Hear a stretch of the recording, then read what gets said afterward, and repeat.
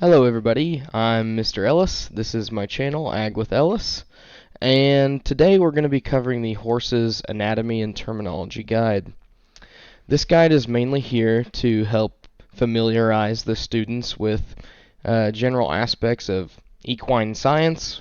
Equine is just a fancy word for a horse, and animals like a horse, but this guide is going to help you become a better evaluator of horses, and in addition, make you more knowledgeable over equine science. So as we can see, we have our table of contents here. We like to dissect things into two main views in the horse industry. In the equine industry, we like to look at the horses as a macro view and a micro view, and we'll discuss what each of those means. Then we're going to cover some of the most important anatomical parts. And then we'll cover the muscles of the horse, and then we have a quiz at the end where we can label the different parts of a horse. So to start off, we have the macro view of horse anatomy.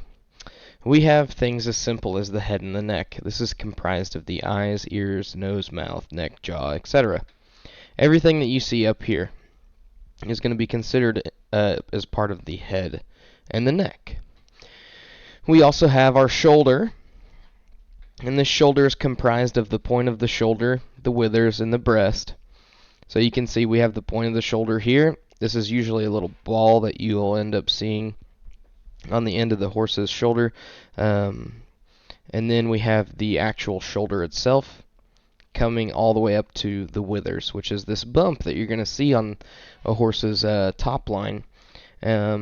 And in most species of livestock, we don't want the withers to stick out a whole bunch, but in horses, we actually deem it as okay. And we'll talk a little bit more about that in a different video or later on in the slides. We also have the rest of the front legs, which this is comprised of the forearm, elbow, knee, hoof, pastern, and the cannon bone. So we have those right here, basically going all the way down this leg. We have pasterns right here, the cannon bone. We have the knee, this one works exactly like our knee. The forearm between the knee and the elbow. Excuse me. And then we have the elbow. A couple things about this. We're going to be evaluating this later on in terms of the overall leg structure. So we need to be able to identify the different parts so we can talk in a knowledgeable manner to other producers and other equine scientists. Then we have the macro view continued into the back of the horse. This is comprised of the spine and the loins. So we have the back right here, the loins, and we have chest. The macro view of chest is comprised of the chest, ribs, belly, and groin. So that's this entire section right here. And to top it all off, we're missing the rear end of the horse. We have the hip. We have the croup. We have the point of the hip, rump, dock, and tail. You can see those are all identified right here at the back of the horse. And then we have the rear legs, which is comprised of the flank, the thigh, stifle, hock, gaskin, cannon bone, pastern, and hoof. So we have a few things that are similar. These can also be identified in other species of livestock, but we have the hock joint right here. It's basically a reverse knee, as I always tell the students. We're going to want to evaluate the correctness in terms of the hock. We're going to want to evaluate the length of the gaskin right here, and things of that nature. Getting into a micro view of the horse's anatomy, we're going to draw a line right here at the back of the withers. We're going to call this the front 1/3 of the animal. The front 1/3, all thirds of the horse should balance well together and look like they weigh about the same. If I were to cut that horse into 3 different sections, we would want it to look like it takes up about the same amount of space. Shoulder We want a strong shoulder with pronounced withers that go, and this goes a long way in the horse industry, okay? So we want this shoulder to be nice and muscular, and we want these withers to be bumped up and pronounced. That'll help the way our saddle sits on these horses. The front legs are the secondary driving force for the horse. Um, they're not the primary force of power in the horse, but they are still very important. And then we have the head and the neck. The head and neck should balance well with the rest of the body of the horse. Moving on to the middle 1/3. All thirds of the horse, again, should look like they balance well together. We have the back. A horse without a strong back isn't a horse at all. That's a famous saying that I coined myself.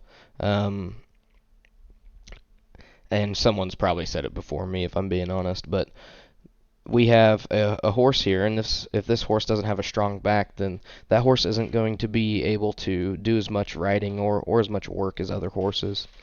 We want a horse to be able to work as long hours as we can with as much work as we can get out of it, or we want that horse to be able to ride comfortably, and a strong back will help us have those things.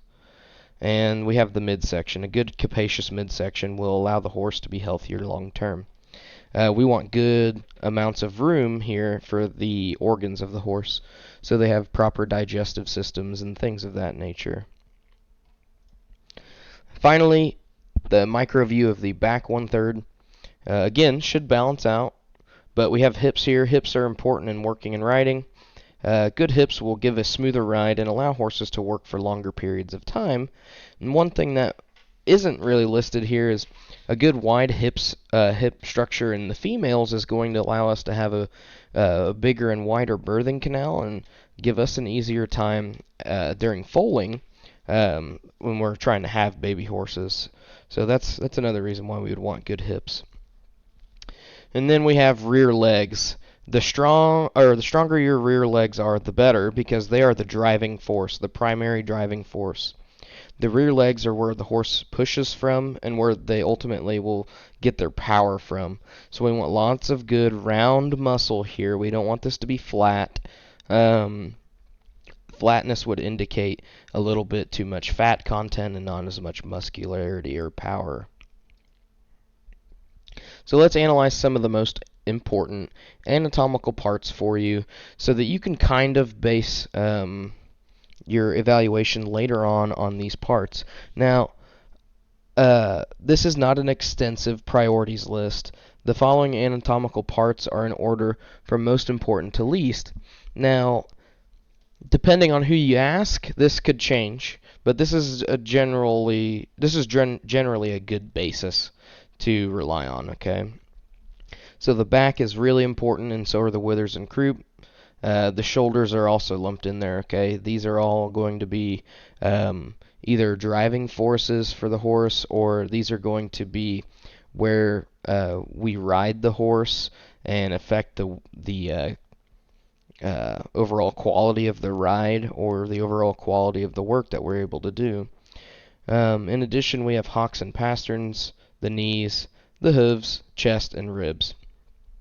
Most often, these anatomical parts are going to be evaluated in relation to their overall conformation of the horse.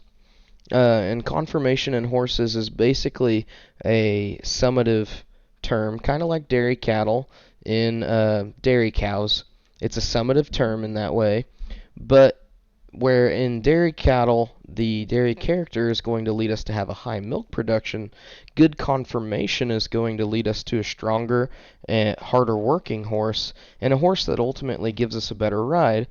And most of your things that you evaluate for conformation are just general terms that you would use in structure, and so a lot of the same terms that we would use in other livestock to just evaluate their structure, we call that conformation in horses.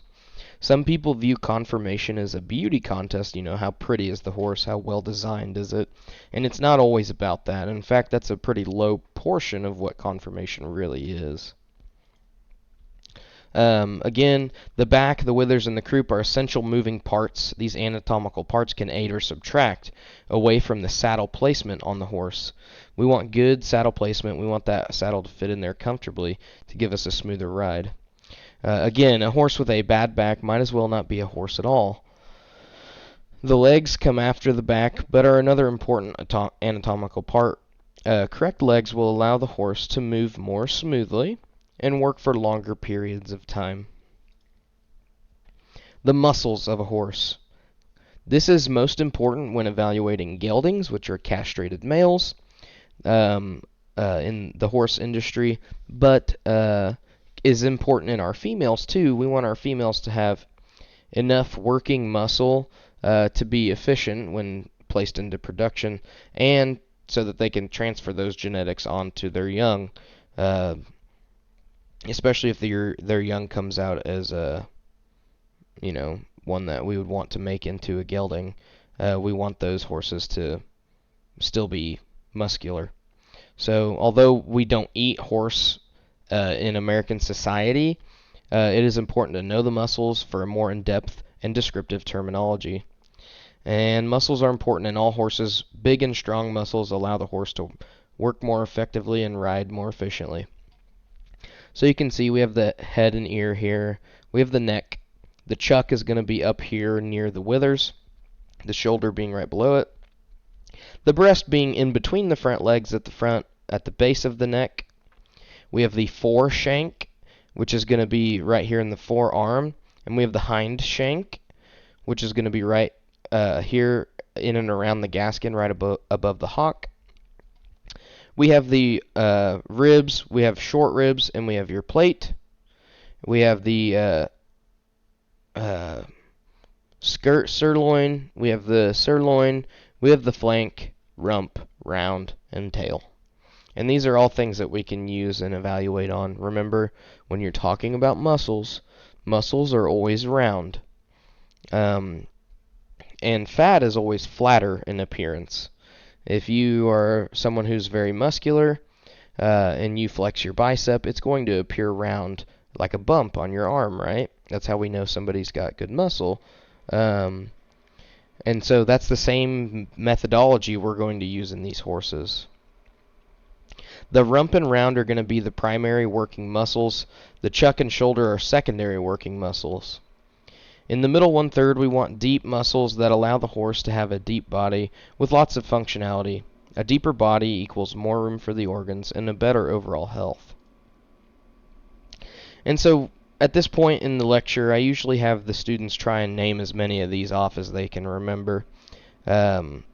Usually they can get about half of them just off of the first go, because most of them are fairly simple.